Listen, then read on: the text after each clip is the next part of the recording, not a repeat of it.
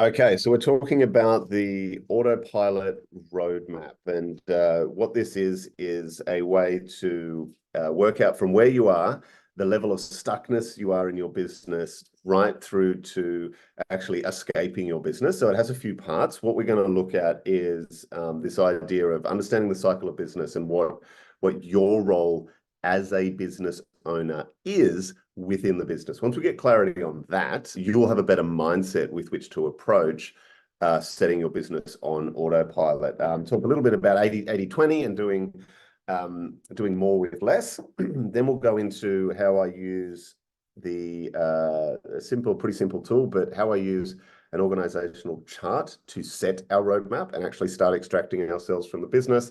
And then finally, my method for delegation, which is if you can build the habit of delegation, then have a great system for delegation, week by week, month by month, you can start to get more of the other people in your business doing the stuff that you shouldn't or don't want to be doing.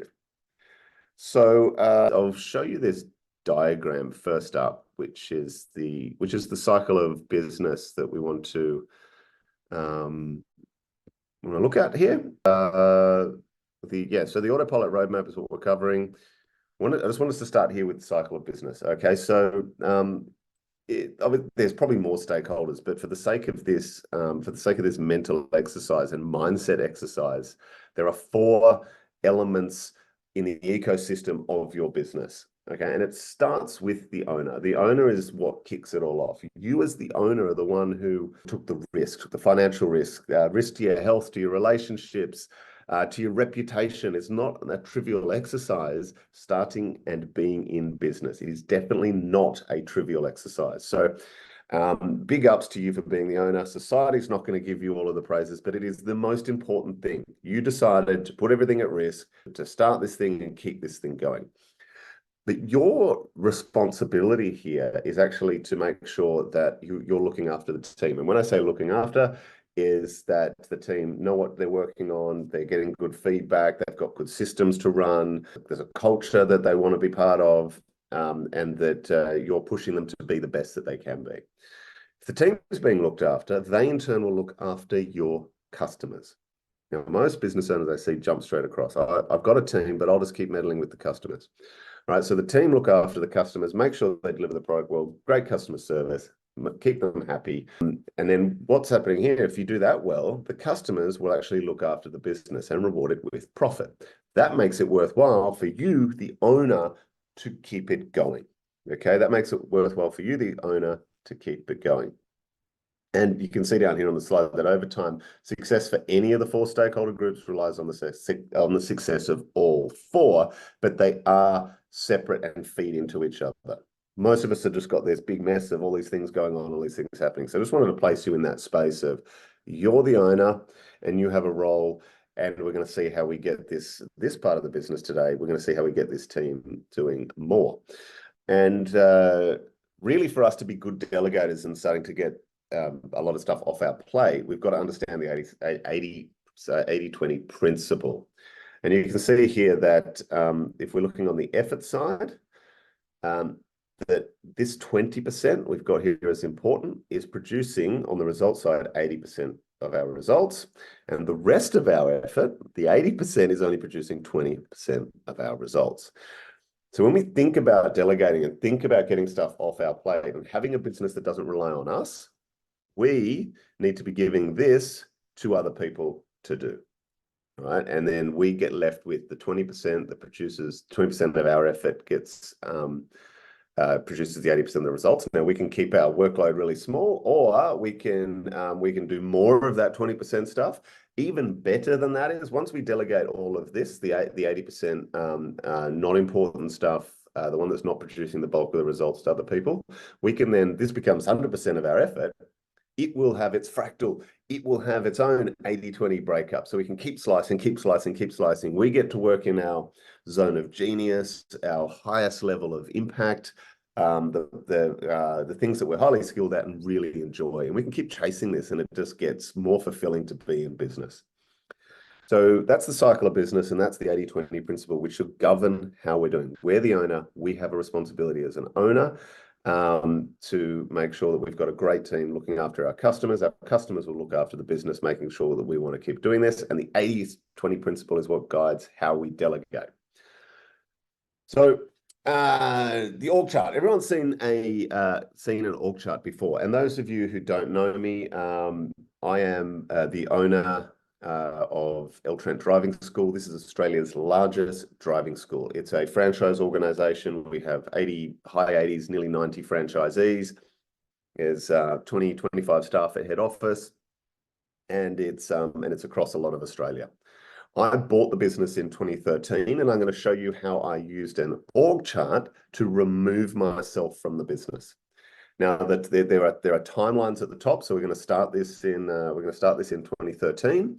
The timeline that I took is the slow one. You can use this exact system and move a lot faster than I did. And there's two things you have to do. You have to be really good at systematizing and delegating, and then you have to have the mindset and the belief that it's going to work out when you do it. We're looking at the combination of those two things. So this was the org chart for the business, and I've simplified this for the sake of having it on a slide, but this was the org chart for the business back in 2013. Everything in the blue, all of those roles I was doing. Everything in the green, I had completely delegated. I was not in those roles. The person or people doing those roles owned the role completely, and I had nothing to do with it. So as you can see, it's a little bit frightening as to how much I was doing. This is not to say that other people weren't doing the same role. So there was obviously a bunch of driving instructors, a bunch of instructor trainers. There were other area managers, but I was involved. I was doing parts of my week were involved in doing all of this stuff.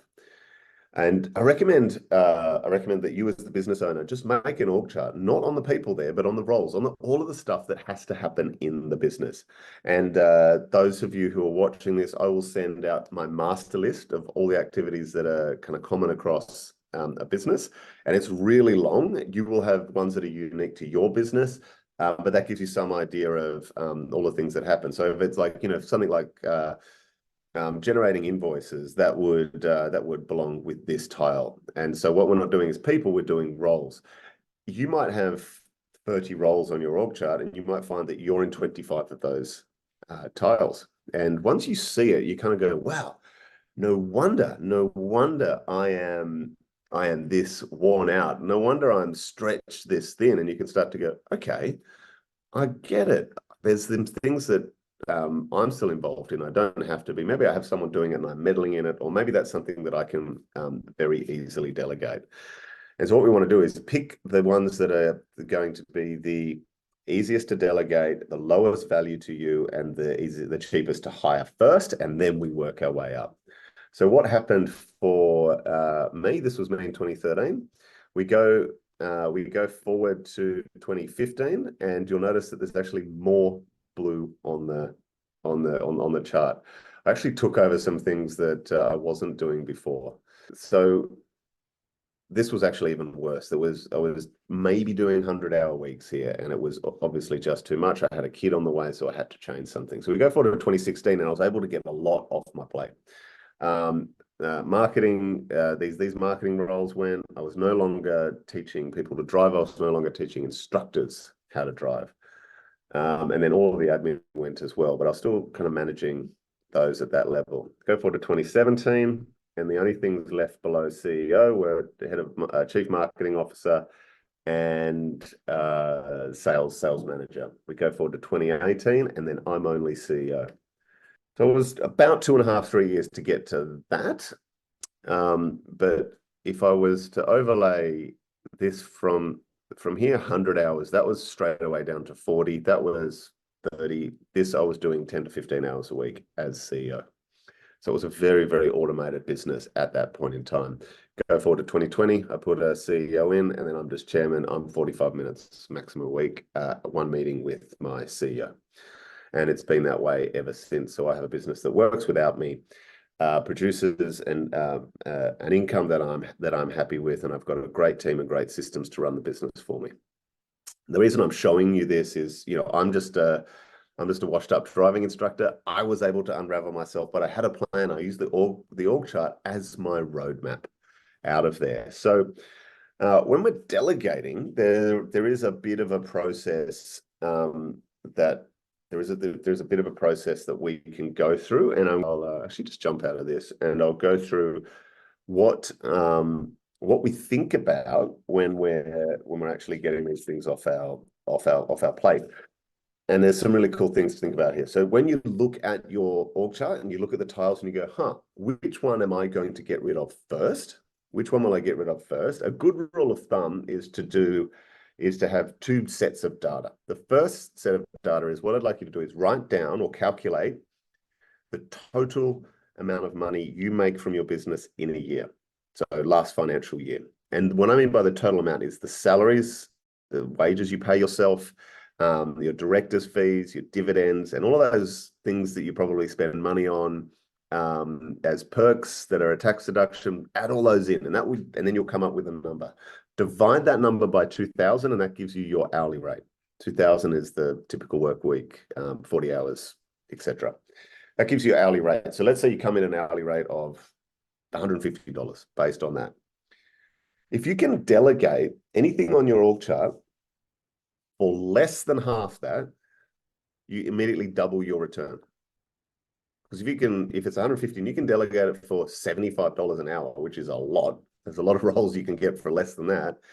Immediately for every hour you do that, you're getting the return of 150 because you can work on things that yield more. And if you really want to get funky with it, you can say, well, if I'm working less than 40 hours, my hourly rate's higher. Okay, so that's one bit of data you need. So what's my delegation rate? What can I afford to spend on new staff? Now, the other one is I recommend is doing a time audit over 2 weeks. Track everything you do down to the 15 minutes, so that you can grab. I'll send one with the recording of this, a time audit sheet, and you're just doing it by hand or on a screen, and you're tracking everything you work on, and you just want to record it. You're just recording for the first week, and then you're going to record for the second week, and then we do some analysis on it. The first thing we want to do is we want to put a value on the types of tasks using a traffic light system.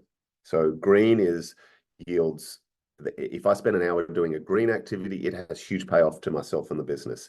Amber is kind of, if I do it, it does have a payoff. It's not really low value, but it should kind of be done by something else. And red is stuff that is very low value. If I spend time generating invoices or doing data entry or, reading and responding to customer emails, those are things that are really low value if I, as the owner, do them to the business.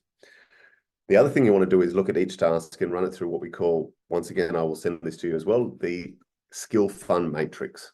Okay, you want to determine, is this something I like? And is this something I'm good at?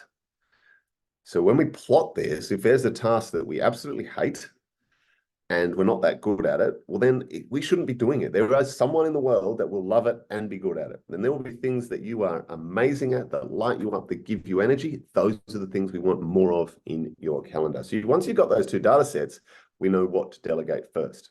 Great. We can pick one of those tiles. We go, that one. Accounts payable, we're getting rid of it. Head of sales, we're getting rid of it. Widget maker, that's the one that I'm no longer going to do. And actually making a decision, no longer doing. That I'm getting myself out of it. So once we got the data, we go, what's the lowest value, highest return to me if I get rid of it? Because if it is the lowest value, it's the highest return instantly to you. What we want to do is actually, we create a job description. I will link one of those as well, a template for that, create a job description for the role, and then a mission sheet. A mission sheet covers all of the question starters except how. So it's who. So who's going to do it? Why is it important? What does done look like? So a good definition of done. And so when. So we want some time frames, some KPIs. But we don't want how in there. Our team work out the how. Okay, so this is a who, not how exercise. That's what the mission sheet is, and then we go about delegating it. And then, not talking about it in this session, but there's a whole lot of management systems and management techniques to make sure that they are doing it once they do it. But this is just to get it off your plate.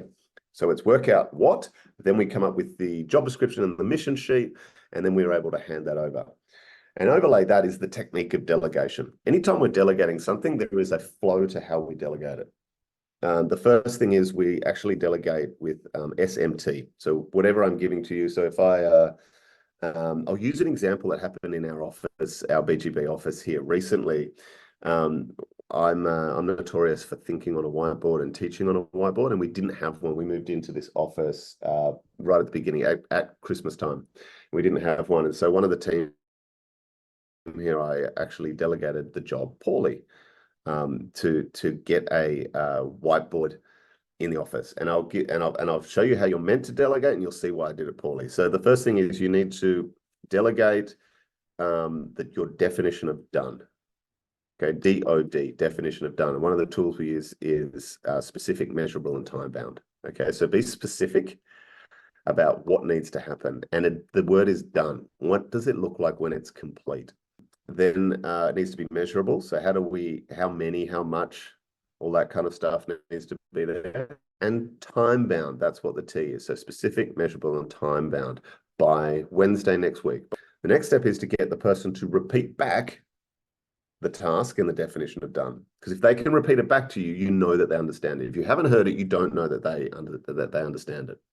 The next question is a really key one is, look, is anything going to stop you achieving this on time? You're getting them to scan their environment for resources, team needs, money, whatever it might be, competing projects. Is anything going to stop them doing it? And this is actually increasing their commitment, increasing their ability to actually get the job done. So once they've done that, then it's, okay, off you go. I always like to throw in, look, if it's not going to go ahead, I want you to tell me. If it's not going to be made on time, I want you to tell me before the shit hits the fan, before it all goes wrong. Now, with the whiteboard, I didn't specify definition of done well enough. Okay, it was, let's get a whiteboard in here. Let's get one this week. So I had some time bound, it had the goal. But the thing that I didn't do was actually say, and it needs to be on the wall. Okay, it needs to be on the wall, ready to be used. So if I turn my camera around, you can still see that it's there on the floor. We have the whiteboard, but it's not up on the wall, and that's my fault as the delegator. So you want to be very clear on your definition of done. It's a very, very, very, very powerful tool. Okay, cool. It's only a 20-minute teach. Didn't want to take up too much of your time. So what we've gone is understanding our role in business as the owner, using that cycle of business. The next thing is understanding the 80-20 principle, that most of what we're doing is useless anyway, so we've got to get rid of it, and so that we can become more and more and more and more valuable to ourselves, to the world, our customers, and the people around us. Then using the org chart as our roadmap to get ourselves out of the business, not having the names of the people in the business, but all of the roles in the business. So if you're spending time cleaning, opening, closing the office, put that in as a role in office management. And if you're doing it, put your name in it, and you'll find that you've got your name in lots of tiles, and we've got to do something about that. The next one is the delegation engine. So actually working out what to do first. We've got to come up with our hourly rate so we know what's going to be valuable to delegate, and we've got to come up with have a good gauge on how we're spending our time so that we know what is the best use of the high fun and the high value stuff that we're going to hold on to, and then knowing what we're getting rid of. And then we've got a process for delegating using the mission sheet, the delegation process, and a job description. I hope this has been useful. With this, I'll send the recording and all of the tools that go with it, and look forward to hopefully having a chat with you about how we can put this into your business. So take care, and to your success, SOS out.